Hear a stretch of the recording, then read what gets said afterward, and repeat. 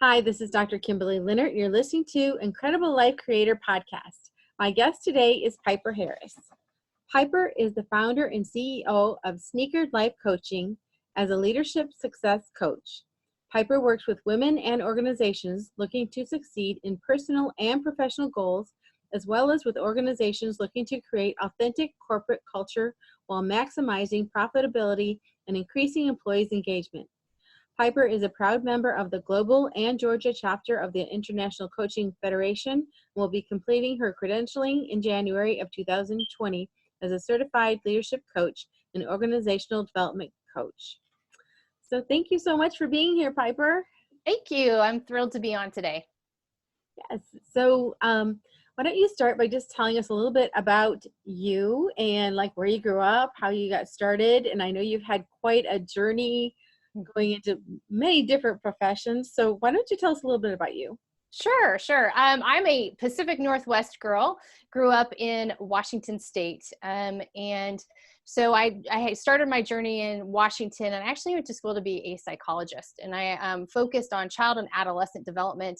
So I worked in a lot of group homes, psychiatric units, and it's a very difficult profession. I was a bachelor's level.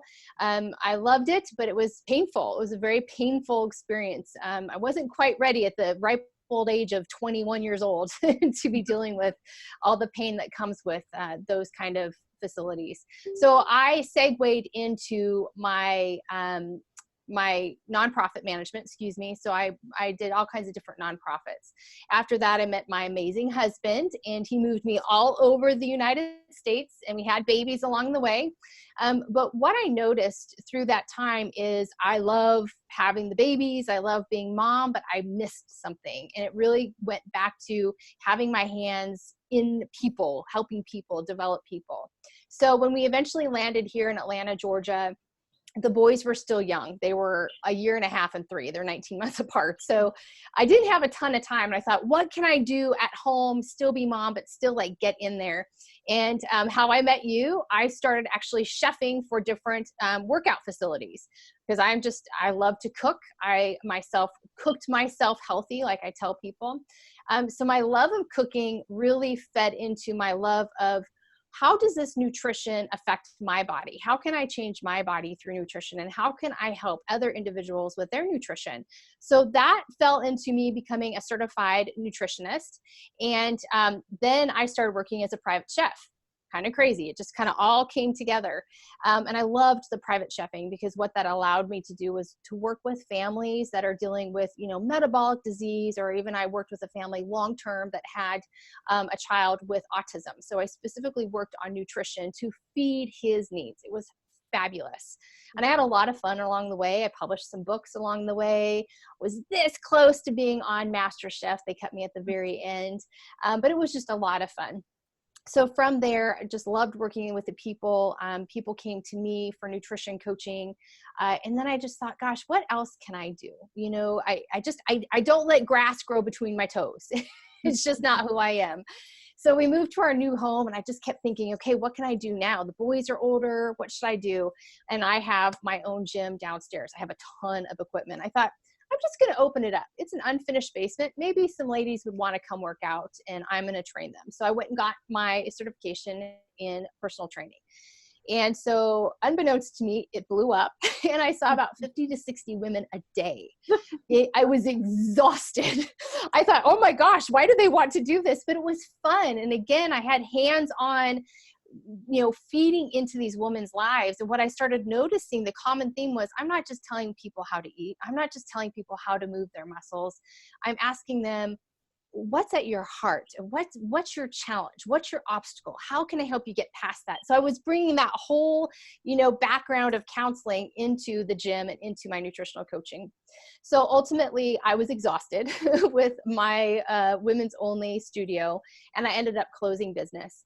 And really what happened at that point was, how am I still doing what I've always wanted to do, what I felt like I was called to do? And I just thought, how can I bring this all together? And that's when I went into online coaching. And so I've been doing online coaching now, for 3 or 4 years. And it really is not just, it's not really nutrition and fitness anymore. I'm really going back to my roots of working with people with behavioral change. How can I help you reach those goals that maybe you're not hitting? And what I've recognized over the years is that even though I have a background and I was a certified mental health counselor, even though I've done all these years of hands-on coaching experience, I found that individuals and organizations were saying to me, but Piper, are you certified or are you credentialed? And I thought, well, I have over 20 years of experience. Is that not enough? But I heard it enough, I heard it enough that I thought, okay, they are asking for this for another level of professionalism.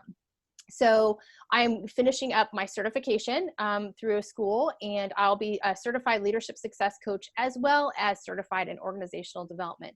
And I took it another step further and I said, okay, they want professional, I'm getting my credentialing. So I'm going to have my first level of credentialing with the International Coaching Federation. I'm an ACC, and hopefully I'll have my PCC here in the next few months. So that's the big roundabout how I got where I am today. Oh, thank you so much for explaining that. And I was just wondering, as you're coaching people with all the experience that you have, and as you were working with the women in your basement, it's crazy. I know, it's crazy. What are the main themes you see going through, for example, for women? What is the main 1, 2, 3 things that almost everyone deals with as far as keeping them from getting their goals? Yeah. When I have women come to me, they always come with this reason. This is my obstacle. It's right here. And we eventually get down here. And I would say the top 3 deep down reasons is I don't believe in myself. The past determines what I can do in the future. So I'm a failure. I'll never get there. And it's just this deep feeling of I'm not enough.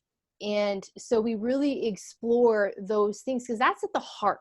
And once you establish I am enough, I can be courageous, I can lean into my fear, that's when you start really seeing them overcome the obstacle of weight loss, overcome, snacking all night long, overcome, I'm going to get a new career. I'm going to step out on that stage, whatever it may be.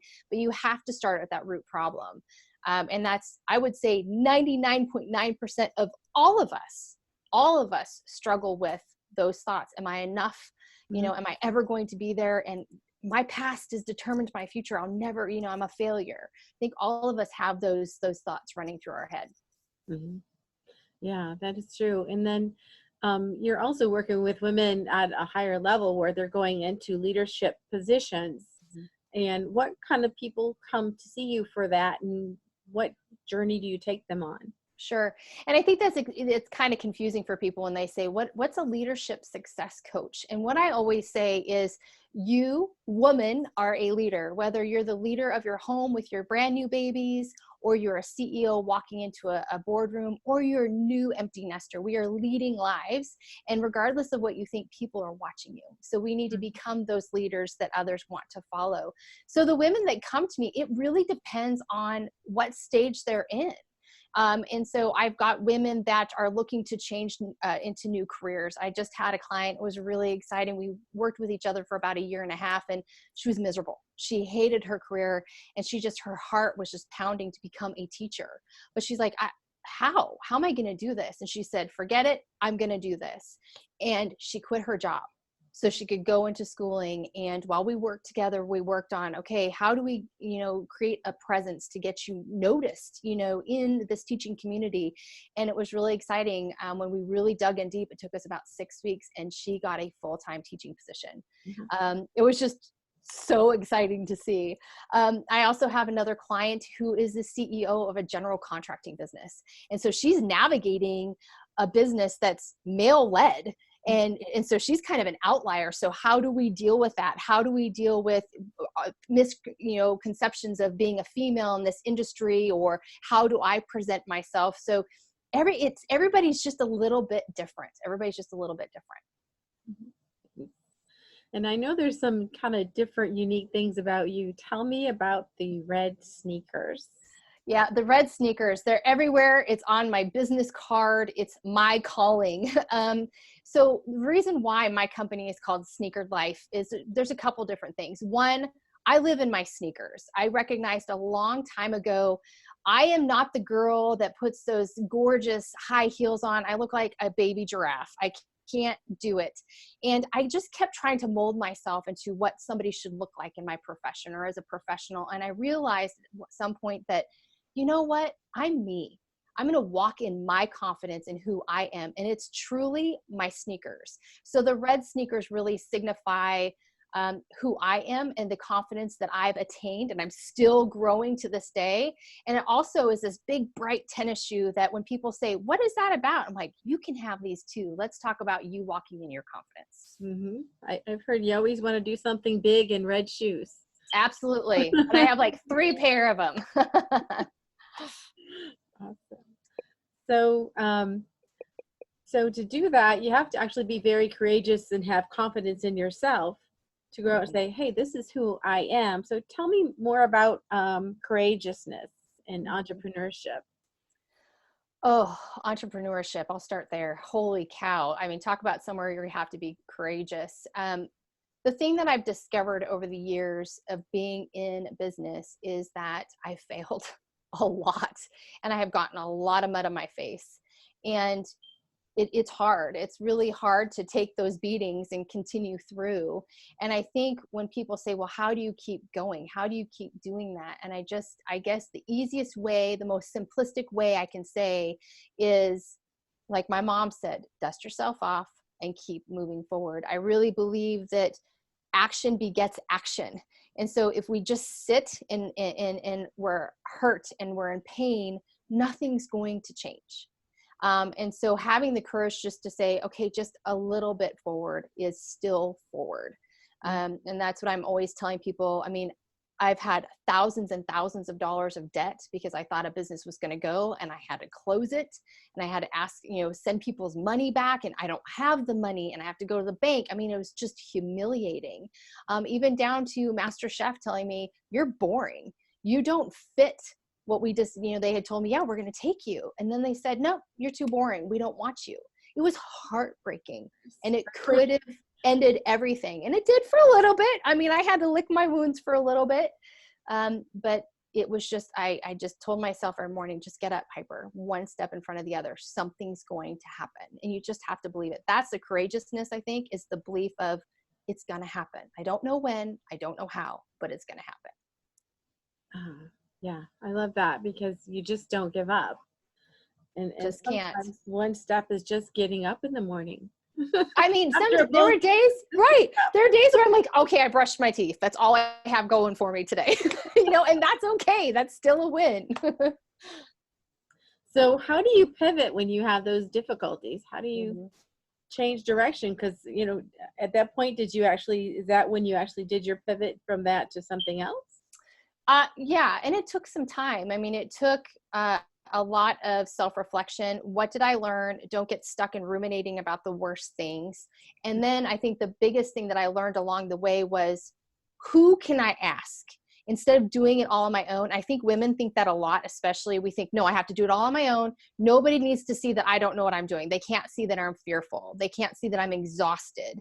And what I learned along the way is you have got to ask for help. You've got to go to someone that has more wisdom, that has the life experience, that can say, no, you're totally off base, or yes, Piper, keep going. And so I think when I pivoted, it was that one step in front of the other, but then I eventually along the lines of it thought, I've got to learn from someone. I can't do this alone. And so that was the big pivoting, is ask for help. Yeah, it is hard to ask for help. So it is. Yeah. Yep. So, well, with all this pivoting and changing and asking for help, how do we find balance with everything? You said you had children and you were running a business. I can't imagine having all those women in your home. It was crazy. And then having your children there. So how do you keep that balance? It's funny because I fell completely out of balance, and that's how I learned balance. It's even with my weight loss journey. I was obese and I went super skinny, and it wasn't either. Both of those extremes were not healthy. And it was the same thing with my time. I completely lost focus. I completely lost balance. It was work, work, work. Oh, these people are feeding me. And I got these little people upstairs, going, what's mom doing? And so I think it was when I got to that snapping point. In fact, I was talking about that time under tension, going back to kind of the working out analogy. Mm-hmm. We can work out time under tension. We have this light weight and we think, oh, I can do this forever, but holding that tension wears those muscles. And it was that same thing. I was under such tension and I didn't recognize the tension building that I snapped. My family snapped. And so now that I've recognized, where that tension is, I kind of live life on this scale almost. Okay. So it's, red, yellow, green. And I know over here, this is family time. I'm not feeling discomfort. Right in the middle is my sweet spot where I'm feeling that tension of work or whatever I'm pursuing, but I have that balance with family. And so it really was a matter of, I have to feel what out of balance is. I have to feel what balance is. And I want to get smack dab in the middle at the sweet spot. Mm-hmm. Yeah. And it really is a journey. I know in my own life, there's been times when I do that workaholic thing, 7 days a week. And then there's times when I'm working 2.5 days a week. And it's Right. like, okay, where's the balance?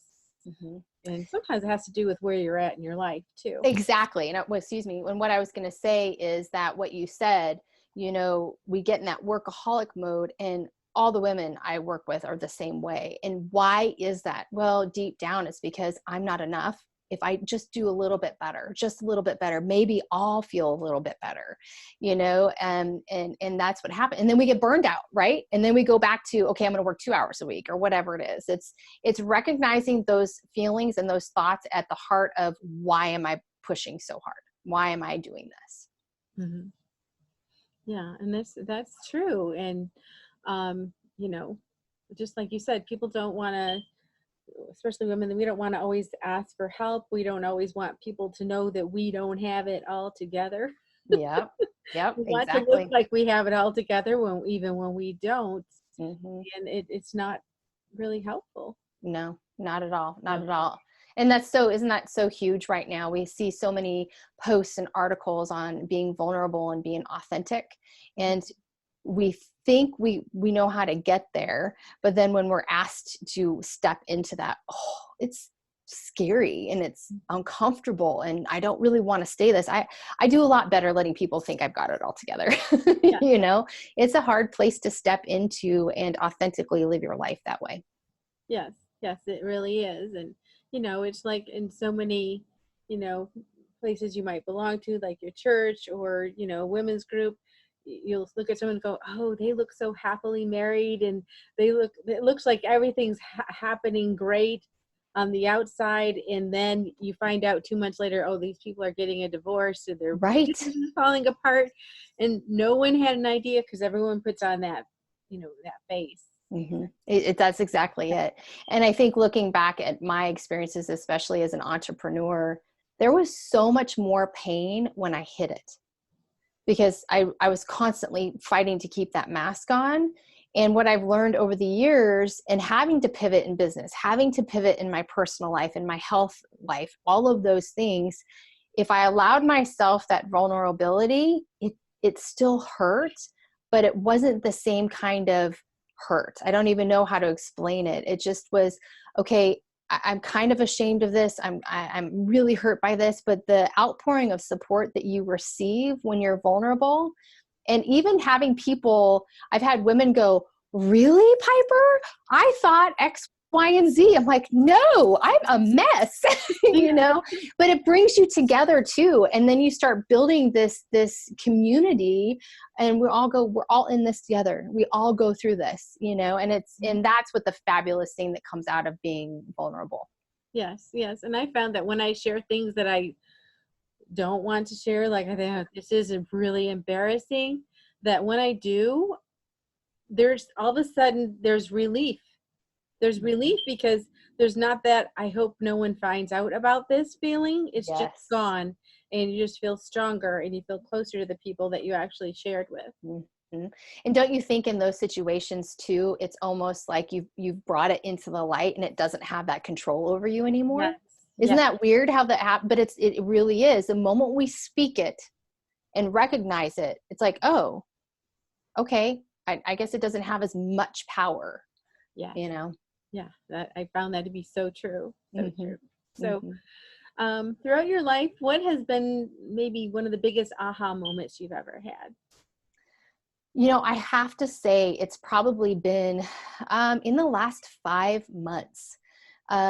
I went through a lot of pain in probably the last 5 months. I was released from a company that oh man, I was like in it. I could see that thread of being called to help and develop people. And I felt called in grade school.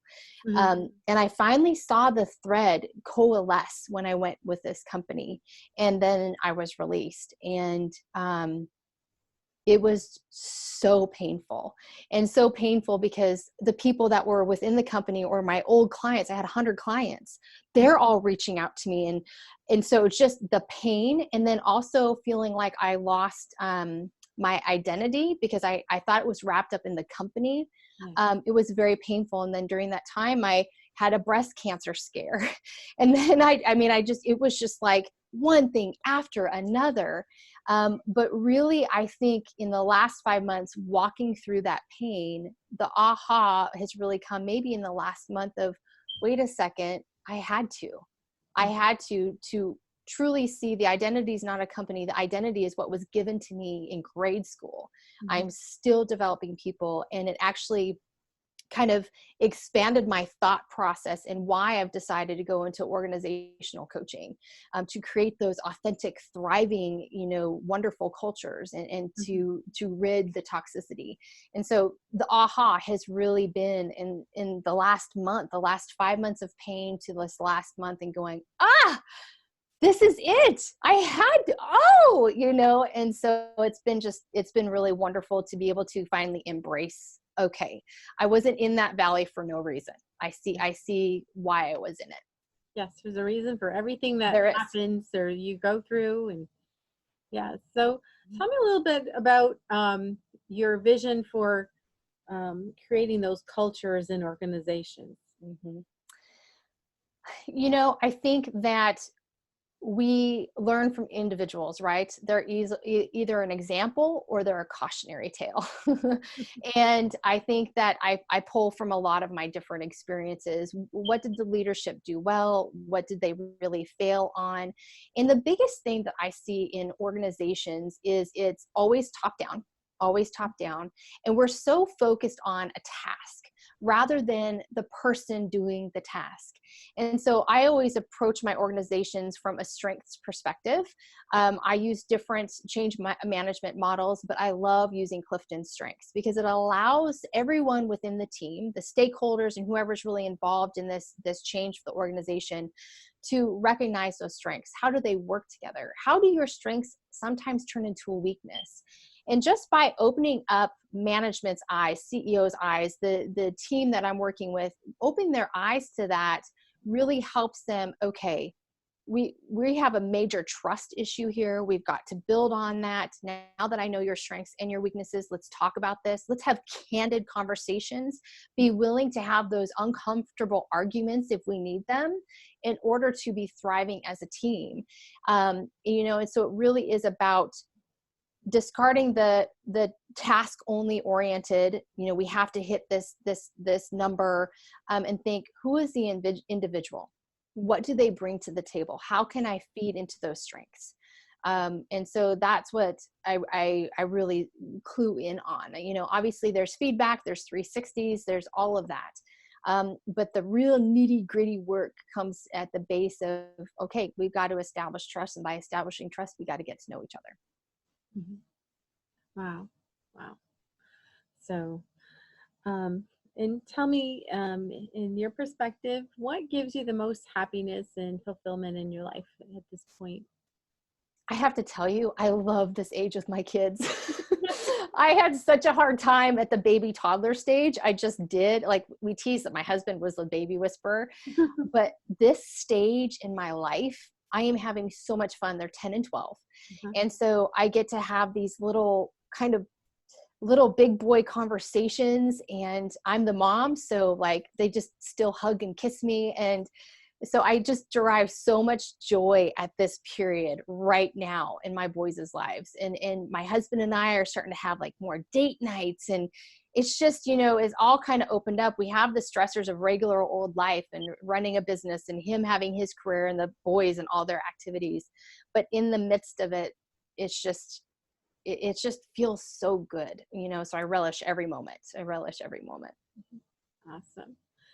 So if people wanted to work with you, tell me a little bit about what you're offering right now, what Sure. you have available, and how they would get a hold of you. Sure. Well, anybody can find information on my website at piperharris.net. I made it super easy. And so there's a couple different opportunities to work with me. So we've got individual coaching. And like I talked before, I work with women to build a leadership and a successful thought life or actual professional life. It doesn't really matter. It's not just careers. And so they can reach out to me. I do have a couple assessments to determine if you're ready to be coached, if you're at that point in your life.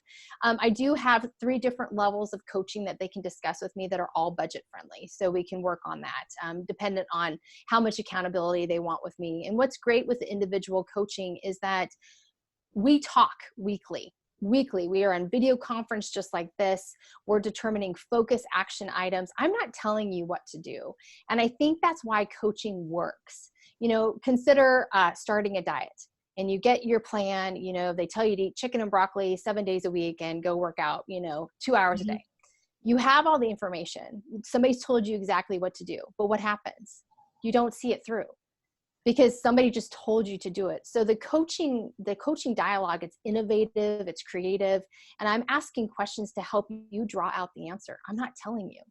And so it's just, I love one-on-one coaching because it just allows that intimacy to build and that rapport. And I just see my clients do amazing things. They step into that courage and that confidence, and that's the best thing to see. I also do the organizational development. So organizations just can shoot me an email. We can discuss what your needs, your goals are, what your vision is, and we can determine how we proceed. What's really exciting is that I am opening up group coaching. And so this is an opportunity for ladies that might not be able to afford one-on-one coaching, or they can't put that much time into it. And so the group coaching is going to allow a group of 10 women to come on Wednesday evenings and discuss different topics that we're all faced with, whether it's maintaining motivation, dealing with stress, being active listeners, whatever it is, we're going to have topics. And so I'll be opening that soon in a couple weeks. Great. Well, thank you so much for being on the podcast today. Of course. Sharing your life and your work, and thank you for all that you're contributing to the world. Thank you. It's been wonderful, and I'm so excited to see what comes out with the podcast. You're doing amazing things. I love listening. All right. Well, thanks. We'll talk to you again soon. All right. Thank you.